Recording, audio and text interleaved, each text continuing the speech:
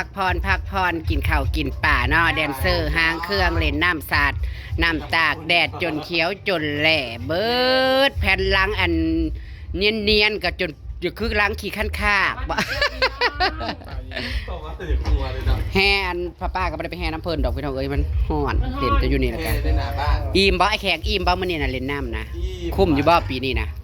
ปีนี้ถึกน้ำเนาะ เขาว่าไอ้แขกปลดปล่อยขนาดเลยมือนี่เต็มที่ยังอีก ไผตามหมอยเมียโทรตามหมอยเมียโทรน้ำ ยังอีกได้มื้อแรงได้สนาหันมาลำดิ มื้อแรกก็สิมาอีกอยู่ โอ้ มาจังไดเฮ้ยวงคณะเพิ่น คณะประเด็นโอที่ผู้ เดี๋ยวที่ดาร์กเฮ้ยดาร์กป้าดได้ค่าในหน่ายบ่ บ่ได้รั จักคณะอีหยังหมอลำนะครับวงคณะ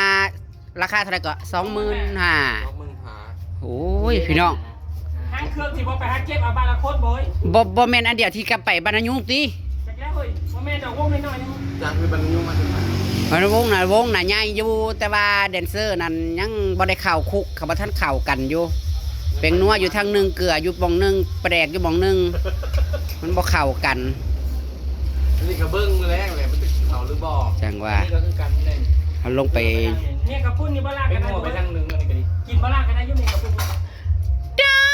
มันอยู่ทางไหนผู้กินโลดล่างกับก้าว เขาตั้งแต่มันจะปิ่น บ่เขาแช่ตู้มันเย็นมันตายแล้วเพราะแห้งเลยแหละ กับปุ้นนี่ได้แค่กระเดื่องอยู่ซ้ำไม่ เนาะน้ำข้าวปุ้นน่ะแซ่บอยู่ได้พี่น้องเอ้ยบัดมันเย็นผัด ของร้านผัดหมอบางใหญ่ผัดว่ามันบูด โบนเบิดเนาะ มาว่าเถอะ จักเต้บ่ได้บอกเลยครับเก่าให้กินทั้ง โอ้ยครอบพากันบ่ตักแบ่งกินแล้วขนาดนั้นเลย ตักแบง อ่ะ หมอนเดียวกับมีผู้บูดเนาะ เอาเจ้าตักพูดได้ไอ้แขก เฮ้ยคอยไปทางเจบอกไผเด้อ ข้างอุ่นแล้วเฮ้ยยันมันเสีย เสียดายเนาะน้ำกับคุณเอาลงไปหมอ มาแล้วแม่เด็กๆผมกินดิ เสียเห็ดซื้อกะทิกล่องละ90 บาท สมศรีบุญจันทร์เป็นไผคะ กะเจ้าบ่บอกแล้วว่ากินตักแล้วกะอุ่นสงสัยแล้วบ่ได้อุ่น มันบ่ได้สัญญาณ บ่ได้เสียดอก เอาจักแน่มีแต่ผู้เฒ่าก ดมาแต่ดอกดดอ มันหอม จักผู้มันหน้าปกโปรไฟล์อย่าเคลื่อน หน้ารถเห็น น้องอันนั้นน่ะ มาเด้อกินแล้วกินอีกแล้วนะ กินจ้าผักโยกเด้เฮ้ย ฮ้อนลงแล้วปุ๊บกินอีกแล้ว จนหน้าบ้านแฉะเบิดเลยพี่น้องเอ้ยเปียกแอบแยบ น่ะ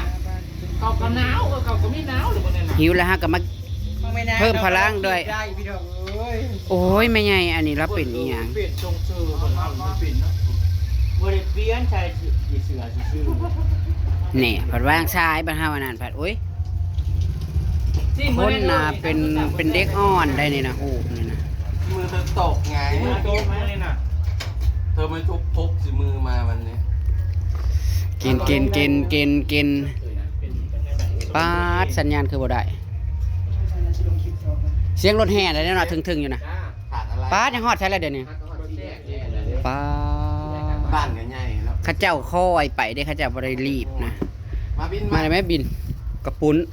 ปูนแสบคือหยัง ปูนข้างใน โอ้คุณได้บริกินเสียจืด เนาะ นี่นะบุญมันนาวานะนำกับปูนเจสี่เด้อ นั่งนะกระดังพับเพียบเรียบร้อยนะคะ กินแบบแซ่บๆต้องนั่งพับเพียบแบบ มื้อนี้ ไม่ยิงลาว มื้อนี้เพิ่นได้เล่นน้ำเพิ่นได้ฮอน ได้ปลดปล่อย ใช่ไว้ตามเลยนะ ห้องมาก่อนบ่เสียงน่ะมาก่อนเขาบ่ทันมาฮอดซ้ เพิ่นก็ได้ฮดไปนำเด้อไอ้แขกกับเพิ่นได้ดมกันแน่ ำพุ่น หยัง ดมในมือข่อย โยกของเอามาทูใส่เนาะเพิ่นเพราะว่าโพเก้าบ่มาดึงไปนะ พวกเก้าจ้า อันนั้นบ่ฮะอันผู้บุ เพราะมันพวกอันไป ผู้บุประตูขึ้นนะบ่ บ่แม่นพวกไปบ่แม่นพวกทางบินได้เฮ้ยมีพวกอุบลได้นี่นะ ผัวได้เมียอยู่อุบลคือใด อืม แหน่จังแมนผัวลาย ขึ้นเลยบ่จ้าเฮ้ย หัวลายลี เป็น นะ ผัวลายอุงังทางใจ จะแม่นนับก็ได้กินร้อย น้องสาวกะแซดมาว่าแมลงเด้อเอื้อยแมลงเด้อเอื้อยแมลงพุ่นแหละ ส จักตอบบ่ ลูกสาวว่าอยู่ขันเด้เอ้าพี่น้องเอ้ยมันนี่คือคันบาทาบาทนี้มันสิลอกแล้วบาท เสี นี้ ยบได้นะกับปุ่นนี่กินไปได้จ้ะ เนาะ จะได้ได้ตัวมาหาข้าวบริทีมบ่เฮ้ยเขาอุ่นกิน อุ้ยเขาจีกินตัวนั้นแล้วเขาก็เสียมาจะใช้เฮ้ยเทนบ่นั้น จะได้หมอบักง่าย ตั เนี่ วย มันเป็นยังไง โยก ของชุเพิ่นนั่นแบบว่าเป็นบูด บูดจักจังว่าไปตักอันน่ะว่าจัก ตักบ่แบงบ่อุ่นน่ะเด้เพราะว่าตื่นเช้ามาเฮาก็ต้องอุ่นโลดได้น้ำข้าวปุ้นนะ ต้องใช้บริอุ่นหนา การมันฮอด คำเติมอีกนะบ่ได้แม่นว่าเฮ็ดตะเวน ๆซ้ำนี่แล้วเลยว่านี่ก็ได้ 3-4 โมงจังได้แล้ว เจ้าเลย วัน เห็นแต่เล่นกับบ่บูดเฮ้ย4 โมง 5 โมง เนาะ หมออยู่กูไผเฮ้ย น้ำข้าวปุ้นแซ่บอยู่เด้อจ้าง านใดงานนั้นบ่เอื้อกับ JC พัดกันจ้ะ นำกับพุ่น อันนี้เย็นนี่เด้อบ่ค่อย ทั้งมือกะทั้งครัวไก่จ้าไก่น่ะ6โตน่ะจนมีดบาดมือเดี๋ยวนี้นะผู้ ร นี้ องานไอ้แขกเช้าลูกไผ่ครับบัดนี้ อย่าเข้าเว้าบ่ มาว่า เฮ็ดหน้าอีกก่อนจัก8 ปีบ่ เออ โอ้ยยังหึงอยู่ดอกยังหึงอยู่ดอก ลูกไผ่เอง เฮาแต่15 16 14 15บ่ ถ้ามากูโย แค่ ก ก็ได้นะ ถ้ามากูอยู่บ้านก็บ้านเมย์ ปีหน้าก็16 ยังมีทาง โอ้ อัน ย เขา เขา เห็น ใหญ่ ทุก มา เจ้าจัดงานข่อยมึงไงนะ โจบ่ว่าแล้วไอ้เอ๋ย อันนี้ได้เพื่อ คันเจ้าผู้ลูกชายนี่แห้งตะละไหนสิค่าดอง เนาะยันเป็นวิน ใครสิเลี้ยงหมู่อีก ผู้ดังกูรู้อยู่ อืมคันว่าผู้ชายพันมีแต่แนวเสียได้บัดนี้ บ่ลายนั่นจังมันเมื่อยนะนัดแต่มืออัน ไม่ได้นับปงนี่ ค่าไปคอ อืม 4,000หรือ5,000 ขายคำปากนะบ่เนาะ ใช้กำปั้นบ้านข่อยนั่ง แล้วบาดนี้ค่ายังอีกบัดนี้ วางแผนไว้ ร้ค่ยังว่าคน วางแผนไว้เสียวลูกไผ่นี่มันต้องใส่งบประมาณเท่าใด ปาดบ่อยากจะมีอ่ะบ่ เออ ยี่ห้อเจนโอ๊กแล้วมาอย่างนี้มาลูกกาคนในหน้าบ้าน ไม่ได้ยินว่าอีนาบอก เอาเมียมาสวนเมย์ รุดยากกว่านอนน้ำกัดอีนาว่ะ เออ น้ำมันจะใช่เลยรุดหมอกคุณเลย คุ้มรถเด้อได้ปะหิวแล้วก็มากินอันตัวอันเฮ็ดไว้แต่เช้าผู้ใดพี่น้องเด้อนี่นะลาบซีนก็บ่แม่นมันตุ้งหรอบ่ตำกระปุ่นเบาน้ำแต่ว่ากระปุ่นน่ะกินยามใดก็อยากแซ่บอยู่ได้บ่ได้แม่นย่อ ป้าเขาเห็นไหมในป้าซีนนะจับ โอ้กินแล้วนะอันเก่านี่คนกันเองบ่ได้มีแขกมาดอก แขกคนเดียวนี่นะ ทั้งยังให้ไผอย่าให้กัน มันมีทันทื่อหนามกว่าเด้มือนี่ อืม มันจับเราจับไปซื้อมันจับเราซ้ำจับพุทธหนามก็ สะอ่อนหมู่เห็นว่าเว้าเสียงดังใส่ผัวได้แล้วก็เว้า จับประตู ใส่เจ้า มีอะไรกันให้แล้วปัวบอลถ้าทีมกันนะให้ใช่ให้นะฮะ บ่ได้ได้อข่อยนะเอ้ยเฮ้ยจังสิเว้าเสียงดังอีหยัง ปัวบอลตากินกันเลยได้ยินนอกไม่น้อย เออใส่อีน้อยๆให้เพิ่น ตุ้ยตัวเป็นแอป ใส่มีหน้าบ่ ใส่อีมิแนะ มื่อนี้ได้จับโอยนะ6โอย ป๊าด บักตัวหวนคือ ของไผใหญ่ ลูกเข้าไปในคอตำมูปูลูก ผู้ ในคนนำเลยส่งมันมา โพโวนี่ของตัวเองสู่เขาบ่จักไปจับของเขาพอดีฟูบ่ว่า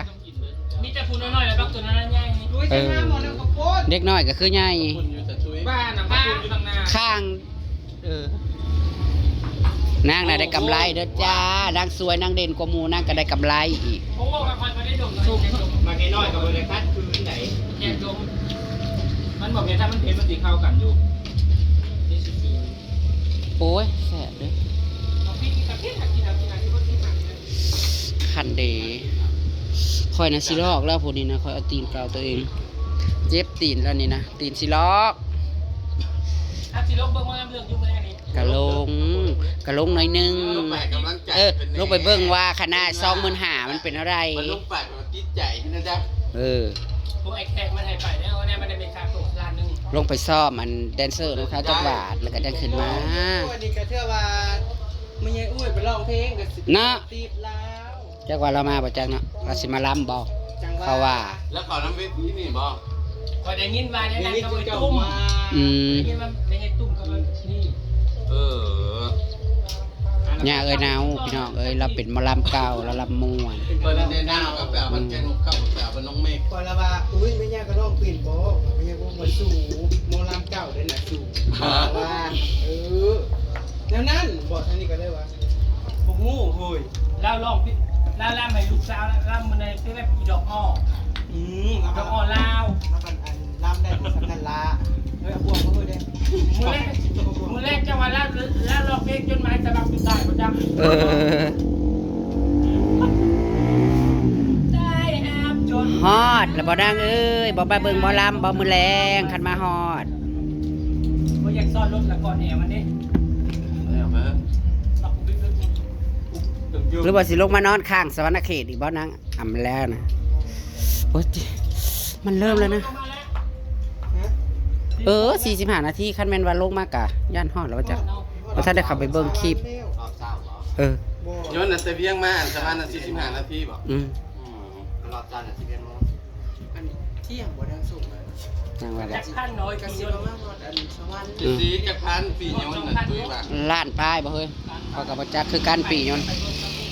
เนาะเขาก็อยากไปเที่ยวเด้ไปถึงเลขก่อนจักอันใบหนึงก็สิไปเที่ยว อยากไปนะก็อยาก คือ ไปยุ่น รางวัลที่1นี่ฮุบไปเบิดได้ขี่โยนเล่นนี่สิไปขี่จ้างปีโยนขี่โยนเล่นซื่อๆก็ไปขี่รถไฟลาวจีเล่น เขาจะตกโยนไว้สิ ๆโอ้ยจะไปตกได้นอกจากว่าโยนตกหมดลำ นอนอยู่มันจะโต๊ะแพ้เนาะ บ้านน้ำหวานก็กินถูกหลังคาเพื่อนได้ มันนิ่งนะ มันขึ้นไปแล้วมันก็นิ่ง ตอนสิขึ้นกับสิลงนี่เป็นตาย่านอยู่ อุ่นมันปิด ขี่อะไรจะ จะบ้านเขา ขี่มาแต่กรุงเทพ เขาจะมาเลยกิน ขี่กับข้าไปเองก็ไปบ่เป็นดอกไปน้ำอีลาซื่อ เขาส่งมาตรงนี้ ๆโอ้คันคืออยู่ในอุบลน่ะสิได้อยู่บัดนี้บัดไปสุวรรณภูมิแล้วอะโกยมีแต่ภาษาอังกฤษมองช่องอิหยังก็ เคยแล้วเคยเหรอ จักสิไปอิหยังผู้ย่างโค้งถ้าได้ช่องจักสิไปช่องใดผัดคันเป็นภาษาไทยแล้วบ่อยู่หั่นมันเป็นภาษาอังกฤษ บ่ได้ว่ะ อยู่ก็อยากก็ถามได้อยู่ดอกคันแม่นว่าคุ้มค่าตาเจอลิก็ได้ น้ำแหน่ก็ได้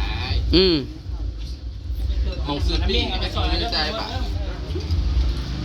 เขาปากกาเกะอ่านเยอะเลย ย่างเข้าไปแต่เฮ้ยรู้ คือว่าคือก็อีหล่ามันบ่แม่นว่าแล้วมันเคยไปเคยมามันไปตะลำอยู่มันบ่ยากเด้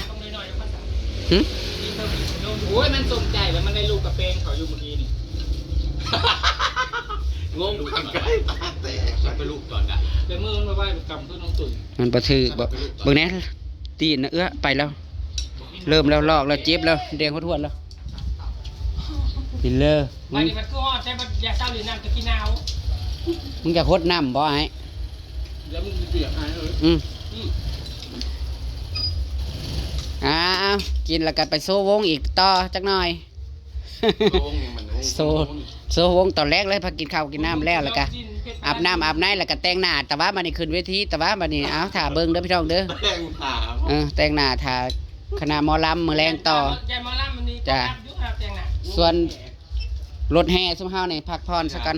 วงไอแขกมาแรง วงอาแขกได้หมอลำนี่ก็ได้ถ่าไปเบิ่งว่าสิเป็นอะไรพี่น้องเอ้ย แกงหินเกิ้งแกงนกข้าวเหรอ ปกติคันว่า30คนนี่ก็แดนเซอร์นี่หมอลำฟังลาวนี่หลายแล้วจ้ะแต่ว่าวง25,000นี่สิบ่ได้บ่จัก 2E เนาะ วงใหญ่เนี่ยก็10E